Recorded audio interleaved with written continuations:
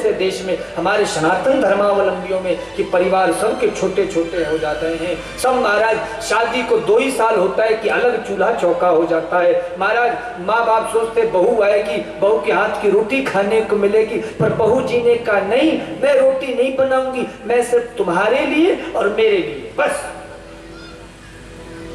ये बुढ़ा बुढ़ी लोगों को मैं इतने मेरे ताने वाने सुने होंगे, ये तो हाल है महाराज। तुरंत चूल्हा चौका अलग। एक मैया जी मेरे पास आई, आकर शिव कहने लगी, महाराज मेरा बेटा बहुत,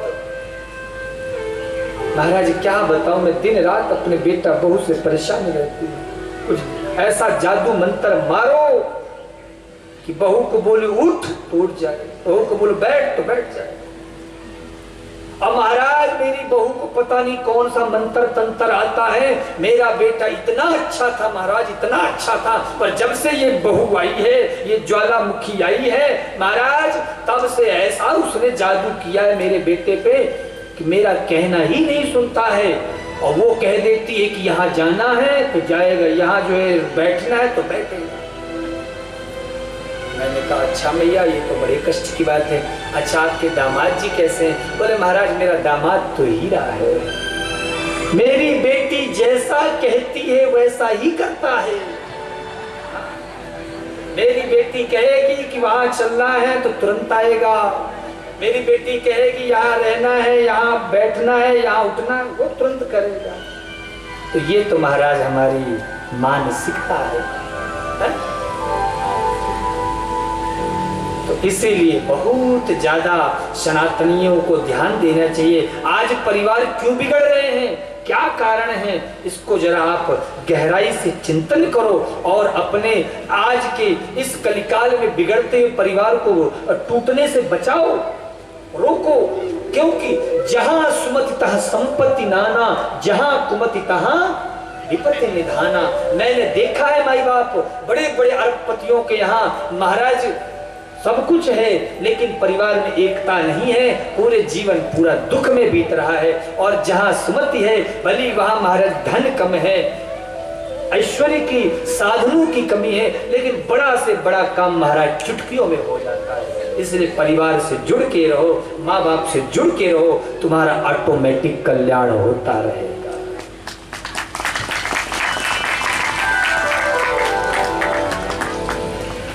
प्रिय भक्तों, महाराज यह यज्ञदत्त दीक्षित ने सम्मान यश प्रतिष्ठा सब कमाई थी, लेकिन इसका बेटा जो गुण निधि है उसने पूरे परिवार की इज्जत मिट्टी में मिला दी। घर में पिताजी आते, पत्नी से पूछते बेटा कहाँ है? अरे अरे आप क्यों चिल्ला रहे हो? अभी अभी तो पढ़ाई कर रहा था, अभी अभी उठा दोस्तों के पास गया। दिन रात आप मेरे बेटे पे शक करते रहते हो। पंडित जी को लगा पत्नी थोड़ा झूठ बोलेगी मुझसे। महाराज वो जितना भी धन सोना चांदी घर का होता, पैसा रुपया, जाता और जाके जुए में लगा के चलाता, दोस्तों के साथ जाता, दारू शराब मांस इत्यादि में महाराज उड़ा देता, गलत वस्तुओं को खाने में व्यर्थ में बर्बाद कर देता। धीरे धीरे जुआ की ऐसी लत लगी महाराज कि घर के बर्तन तक महाराज गिरवी रखे आने लगे। क्या? घर के बर्तन। और एक बात बताऊं, एक दिन तो हद हो गई। पिताजी ने अपनी अंगूठी जो रखी थी तिजोरी में, एक दिन जुए की लत में पिता की अंगूठी ले जाकर के और झूलने लगा। जुए में हार गया, चला आया। पिता को तो यही लगता था कि मेरा पुत्र तो बड़ा अच्छा है, श्रवण कुमार है, दिन रात पढ़ाई करता है, मेरे सामने कभी आता नहीं है, बड़ी मेरी रिस्पेक्ट करता है। लेकिन एक दिन वही यज्ञदत्त पंडित आ रहे थे, रास्ते में उन्होंने जो जुआरी ने उस अंगूठी जीती तो उसकी उंगली में अपनी अंगूठी देखी तो पहचान गए, पकड़ लिया। अरे चोर चोर चोर, मेरी अंगूठी तूने चुराई है। जल्दी से मेरी अंगूठी निकाल। और ऐसे जैसे ही कहा महाराज,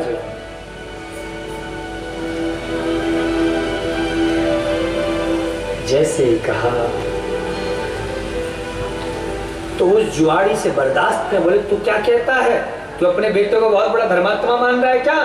तेरे बेटे से जुए में जीती है, चोरी नहीं की है, ठीक है ना? चोर नाम मेरा मत धरना।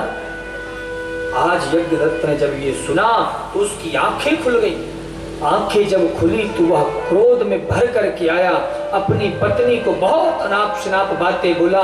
हे दुष्टा, तूने मेरे परिवार को नरक बना दिया है। शास्त्र कहता न गृहम गृह मिथ्याहु गृहिणी गृह मुच्यते। घर किसे कहते हैं आपको पता है? घर किसे कहते हैं? उस घर में ये जो ईंट पत्थर का मकान है ना, ये घर नहीं है। उस घर में रहने वाली जो स्त्री है, गृहिणी है, उसी को घर कहा गया है। वही घर है, उसी को घर कहते हैं। महाराज, कथा कहती है कि उसने तुरंत अपने पुत्र को देखकर क्रोध में भर गया। क्रोध में भरते हुए उसने कहा, ऐसे पुत्र से होने से अच्छा पुत्र का ना होना है, और अपने पुत्र का परित्याग कर दिया, घर से निकाल दिया। अब गुणनिधि इधर उधर भटकने लग गया, कहाँ जाता? ना उसने कोई विद्या अध्ययन किया था, ना उसमें कोई गुण थे, कोई उसको अपने यहाँ टिकने ही नहीं देता था। इधर उधर भागता फिर रहा है, कभी कहीं जा रहा है, कभी कहीं जा रहा है। अंत में महाराज घूमते घूमते वह 8-10 दिन का भूखा था। सोचा क्या खाऊं, क्या करूं? तो कथा कहती है कि वो सुदूर नगर में जाकर के एक शिव मंदिर में पहुंच गया। शिव मंदिर में रात्रि का समय था, सब सो रहे थे, तो डर के मारे भयभीत होकर वह कुछ भोजन की इच्छा से शिवालय में प्रवेश कर गया। एक बात बोलूं आपसे? बोलूं? पीछे वालों कुछ मुंडी ऊपर नीचे दाएं बाएं, बोलूं कि ना बोलूं? बोलूं ना। एक बात याद रखना, इस दुनिया में सबसे बड़ा कष्ट आपको पता है क्या है? सबसे बड़ा कष्ट क्या है आप जानते हो? कथा कहती है वासुदेव जरा कष्टम कष्टम निर्धनम जीवनम पुत्र शोक महाकष्टम कष्टात् कष्ट करिक्षुधा। महाभारत में एक श्लोक आता है, कौरव पांडवों का युद्ध हुआ तो 100 कौरव मारे गए, सब मर चुके थे। गांधारी को जब पता लगा कि मेरे 100 बेटा मारे गए तो बहुत दुख हुआ।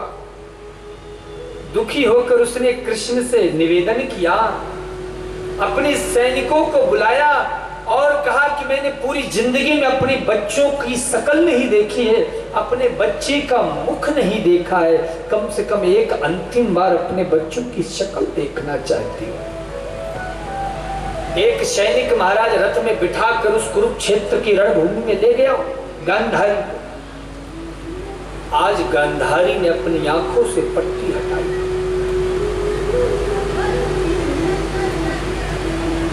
चारों ओर देखती है तो उसने क्या देखा कि चारों ओर 100 ही 100 पड़े, सामने उसके 100 पुत्रों के 100 पड़े हुए थे महाराज। लेकिन उसने पुत्रों की ओर नहीं देखा, वहीं बगल में एक बेर का पेड़ लगा हुआ था और उसमें सुंदर पके हुए बेर के फल लगे थे।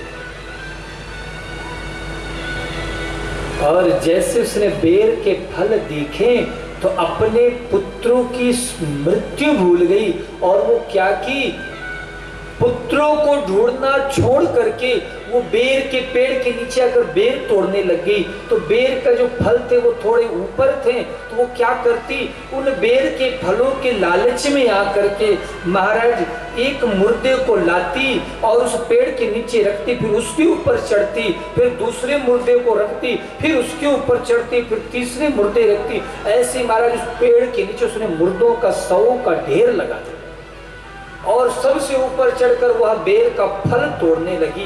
इतने में श्री कृष्ण आ गए। अरे माता, ये आप क्या कर रही हो? गांधारी से पूछा, माता आप क्या करो, यहां किस लिए आई हो? गांधारी ने कृष्ण को देख करके कहा, गोविंद, मैं अपने पुत्रों का मुख देखने के लिए आई हूं, लेकिन बेर बड़े सुंदर थे, इसलिए मुझे लगा कि थोड़ा बेर चख लूं। बताओ ना केशव, तुमने तो मेरे पुत्रों को देखा है, बताओ कहाँ हैं, कौन है? कन्हैया ने कहा, बुआ जी,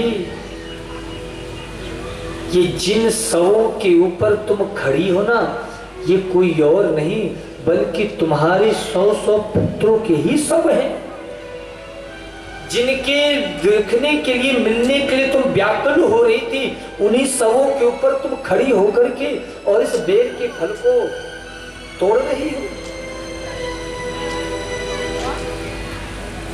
तब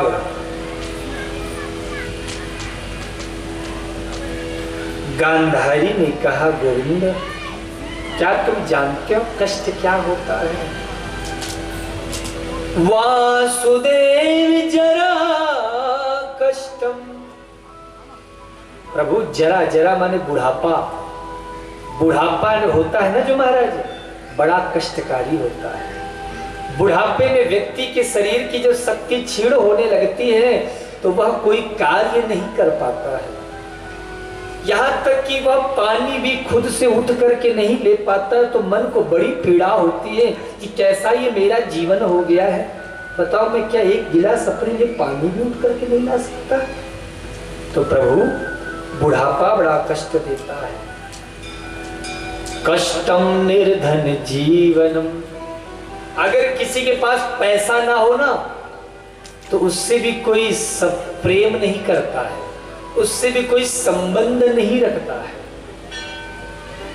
कि जितने भी तुम्हारे जो अनुयायी हैं, प्रेमी हैं, ये तुमसे प्रेम नहीं करते हैं, ये तुम्हारे पैसे से प्रेम करते हैं, ये तुम्हारी संपदा से प्रेम करते हैं।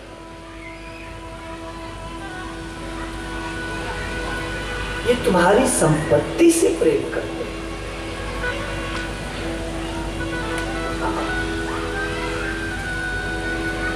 मिलते हैं लाख रिश्तेदार जब जर पैसा रुपया पास होता है, जर मतलब रुपया।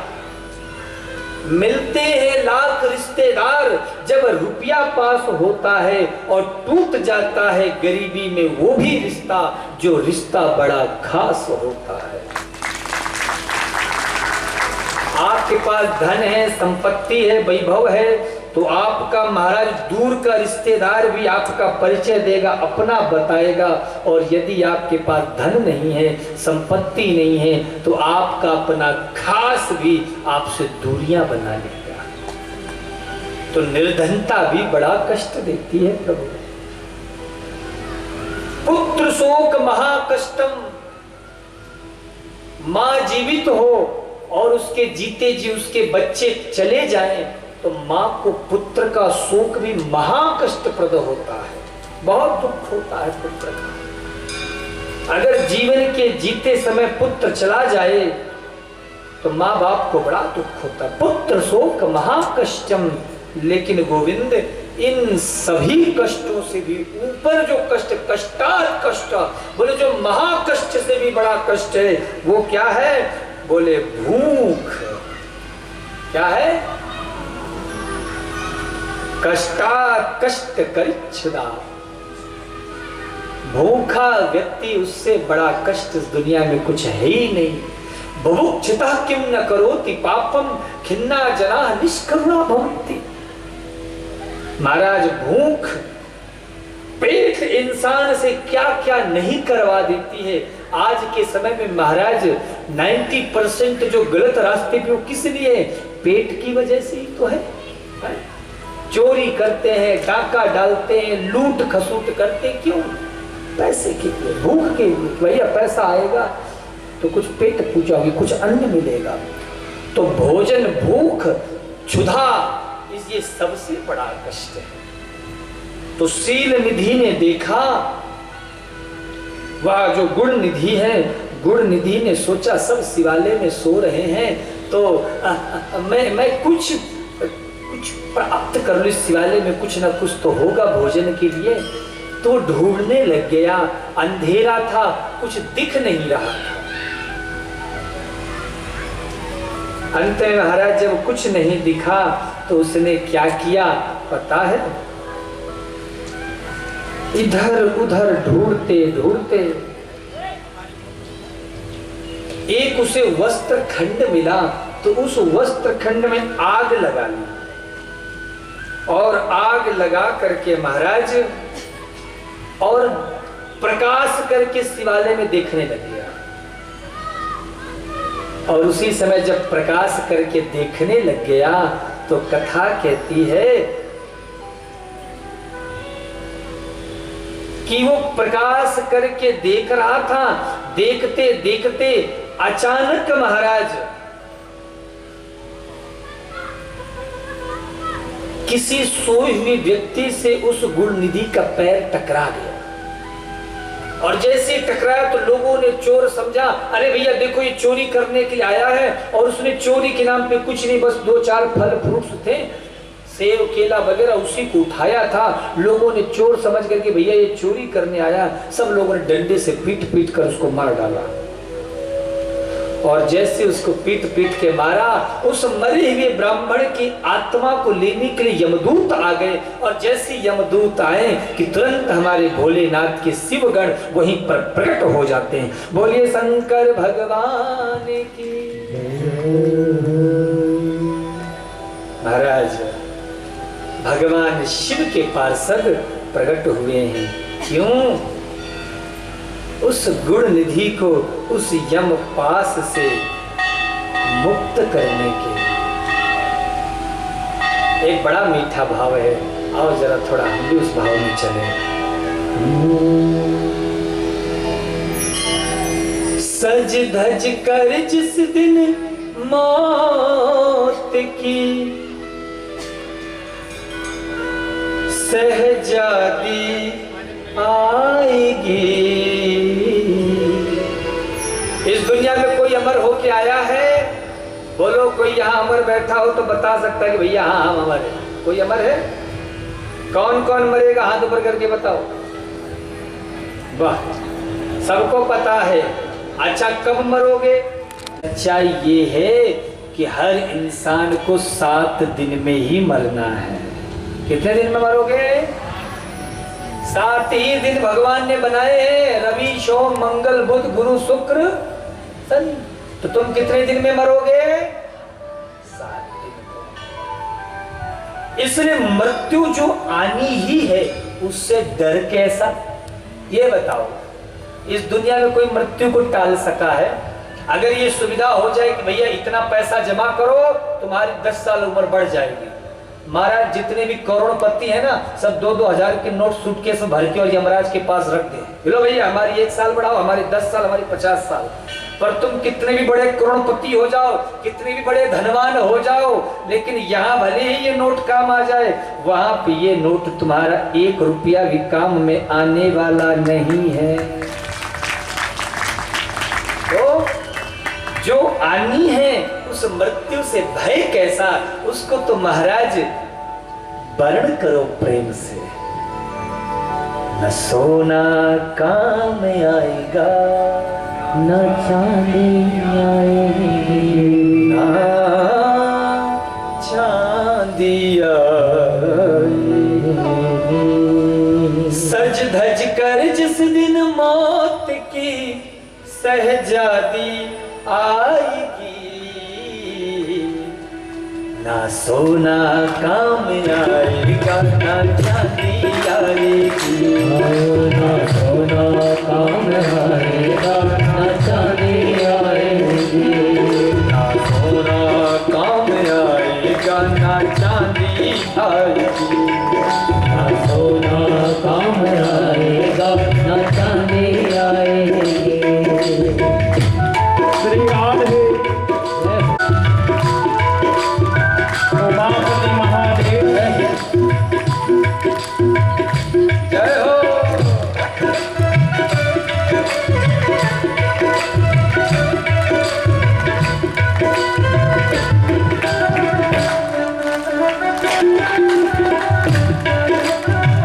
जय भोलेनाथ।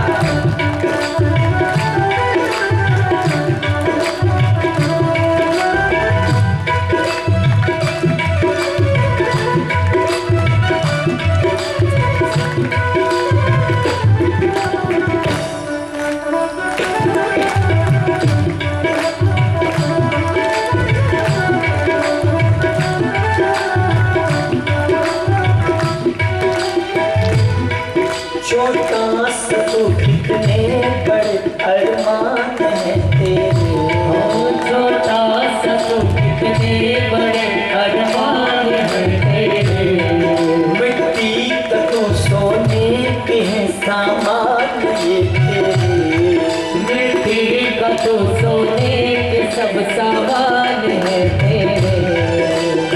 इस पूरे ब्रह्मांड में एक देश है, नाम है भारत। भारत देश में एक राज्य है, नाम है मध्य प्रदेश। मध्य प्रदेश में एक जिला है जिसका नाम है छिंदवाड़ा।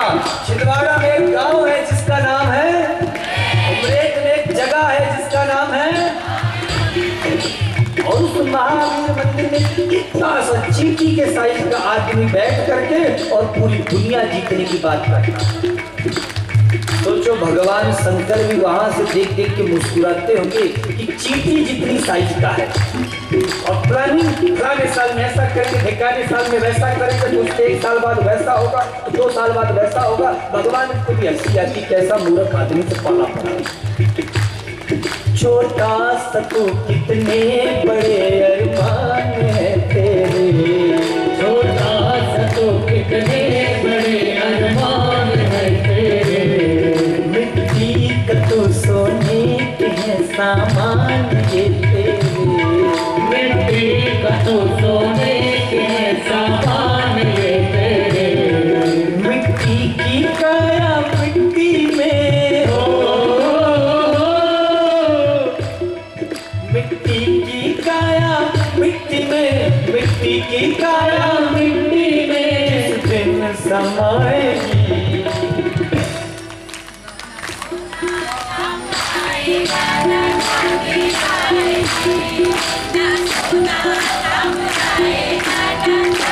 एक बात बोलूं, ये आगे की माताएं तो अच्छी हैं, लेकिन पीछे वाली माताएं गड़बड़ कर रही हैं। उनको लग रहा हमारी ओर तो महाराज जी ध्यान ही नहीं दे रहे, हम क्या बोले। काहे को बोलते सोना काम नहीं आएगा, 50,000 के ऊपर चल रहा है सोना। तो साहब मेरी सब पे नजर है, ऐसा मत सोचो।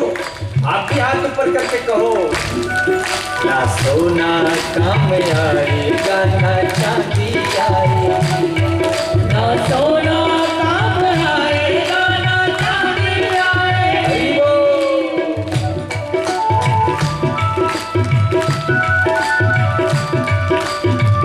हरि हरि श्री राधे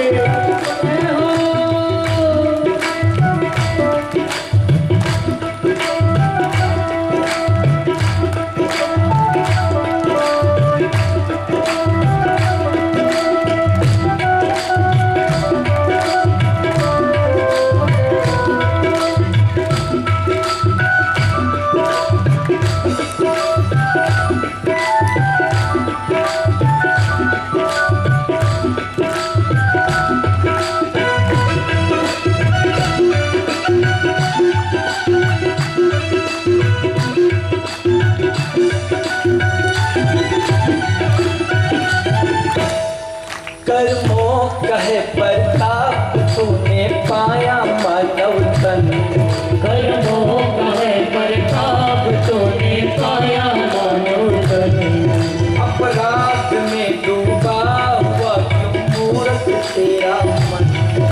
अपराध में डूबा हुआ क्यों मूरख तेरा मन। ये मोह की नैया तुझे, मोह की नैया तुझे, ये मोह की नैया तुझे एक दिन डुबाएगी। ना सोना का ओ कुर्सी वालों, वीवीआईपी समझ रखा है क्या बोलूं तो? ना ताली बजाए रहे, ना कीर्तन कर रहे, हाथ ऊपर करो और भाव से कहो। महाराज कुर्सी मिल जाती तो सब भूल जाते हैं। मस्ती से कहो, ना सोना काम आएगा, ना सोना काम आएगा, ना चांदी आएगी। हरि बोल। श्री राधे।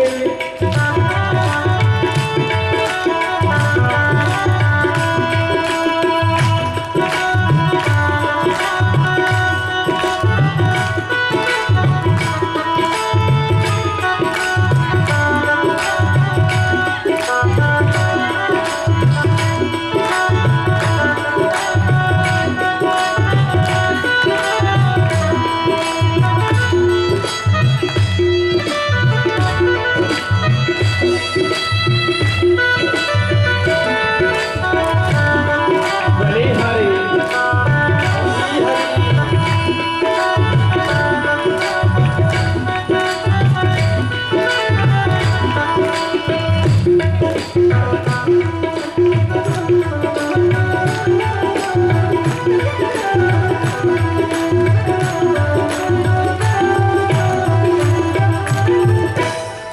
पर खोल दे पंछी तू पिंजरा तोड़ के उड़ जा, पर खोल दे पंछी तू पिंजरा तोड़ के उड़ जा।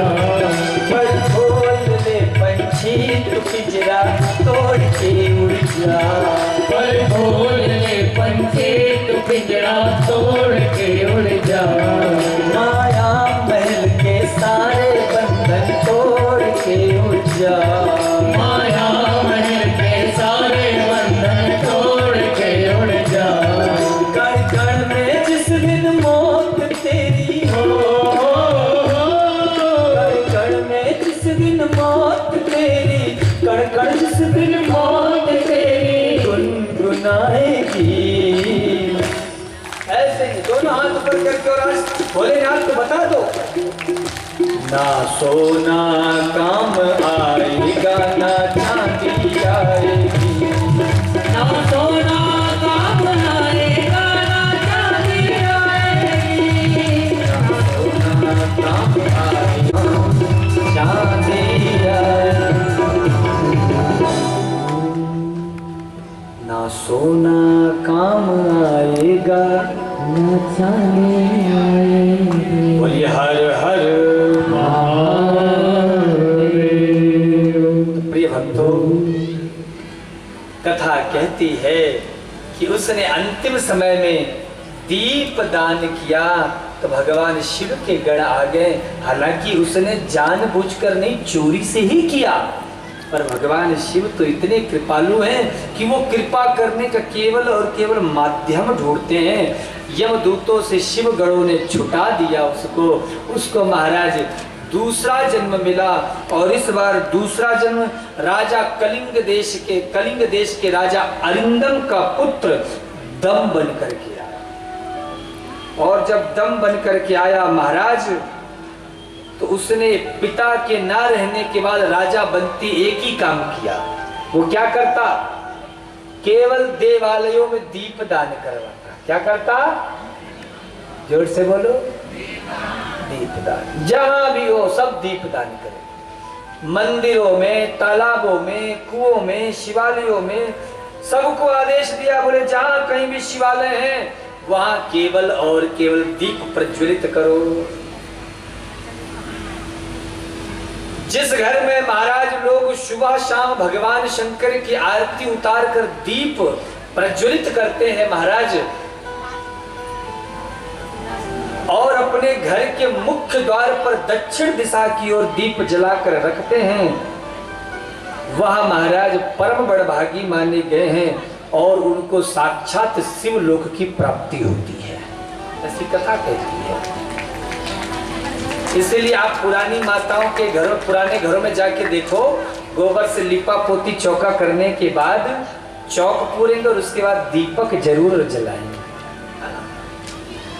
द्वार पे दीपक जिनके घर में जलता है उस घर में कोई भी अशुभ वातावरण या अशुभ एनर्जी का प्रवेश नहीं हो सकता है, उस घर में सकारात्मकता बनी रहती है। यही महाराज दम इतने बड़े दानी हुए, अरिंदमश्च तनया कलिंगाधिपतेर भूत। यह महाराज अरिंदम नंदन दम, यह इतना दान पुण्य किया महाराज, इतना दीप दान किया, इतना दीप दान में अपने आप को समर्पित किया कि अंत में यही अलका या पतिरभुद्र रत्न दीप शिखास्त्रया, इस दीप दान के प्रभाव से यह अगले जन्म में महाराज पुलस्त का पुत्र विश्रवानंदन वैश्रवण कुबेर बन जाता है। भगवान शंकर ने इसे अपना मित्र बनाया और मित्र बना करके बाबा विश्वनाथ ने इसे अलकापुरी का राजा बनाया। अलकापुरी का राजा बना करके और इसे महाराज धन संपन्न वैभव संपन्न बनाया। यही कथा कहती है। आगे के चरित्रों में श्री ऋषियों ने पूछा, महाराज वो आप दक्ष प्रजापति की पुत्रियों का वर्णन कर रहे थे, तो वो माता सती का कैसे, क्या वो थोड़ा आगे बताइए ना। तो कथा में सूत जी ने कहा, सुनो, ये जो सती नाम की जो पुत्री हुई, इनका विवाह शिव जी से हुआ, किंतु दक्ष प्रजापति जब राजा बना तो कहीं ना कहीं उसके मन में अभिमान उत्पन्न हो गया। जब व्यक्ति शिखर की ओर जाता है ना प्रिय भक्तों, तो जैसे जैसे व्यक्ति बढ़ता है ऊपर की ओर, वैसे वैसे ही महाराज उसके अंदर दंभ, मद, अहंकार, इनका भी जन्म होने लगता है। दक्ष प्रजापति ने देखा तो एक दिन वो जा रहा था किसी सभा में, तो शिव जी को शांत समाधि में बैठे देखा। सब तो खड़े होके पूजा कर रहे हैं, सम्मान कर रहे हैं, बाबा मस्त हैं, क्योंकि शिव जी से बड़े संसार में है ही कौन। तो वह दक्ष क्रोध में भर गया और उसी क्रोध के कारण उसने शिव जी से संबंध नाता तोड़ दिया। कथा कहती है कि सती महारानी का विवाह जब भगवान भोलेनाथ से हुआ, तो मैं भी थोड़ी देर पहले चर्चा कर रहा था ना, संग सती जग जननी भवानी। तो ये जगदम्बिका जब कुंभज ऋषि के यहाँ यज्ञ में पधारी थी ना, तो कुंभज अगस्त ऋषि के यहाँ कथा सुनने के लिए, तो लौटते समय भगवान शंकर जी की मुलाकात राम जी से हुई। ये कथा रामचरितमानस में भी है और शिव पुराण में भी है। तो जब उनकी मुलाकात हुई तो शिव जी समझ गए कि इस समय लीला का अभिनय का कार्य चल रहा है। तो सती माता ने क्या देखा कि राम जी चित्रकूट में हैं, चित्रकूट में वहां से प्रभु राम दंडक वन आए, माता सीता का हरण हुआ और उसी समय राम जी रो रहे हैं। तो शिव जी ने जैसे देखा तो मन ही मन थोड़ा सा सिर झुकाकर प्रणाम कर लिया। क्यों? क्योंकि हरि और हर दोनों एक दूसरे के पूरक देवता है। तो माता सती को बड़ा बुरा लगा। ये जो काम से पीड़ित अपनी पत्नी के प्रेम में व्याकुल पुरुष रो रहा है, हे खग मृग हे मधुकर श्रेणी, तुम देखी सीता मृग नैनी। सीते सीते कह करके कैसे रो रहा है और शंकर जी से प्रणाम कर रहे हैं। तो माता सती को भ्रम हो गया। तो माता सती ने पूछा, बाबा हे विश्वनाथ, आप किसे प्रणाम कर रहे हो? शंकर जी ने समझाया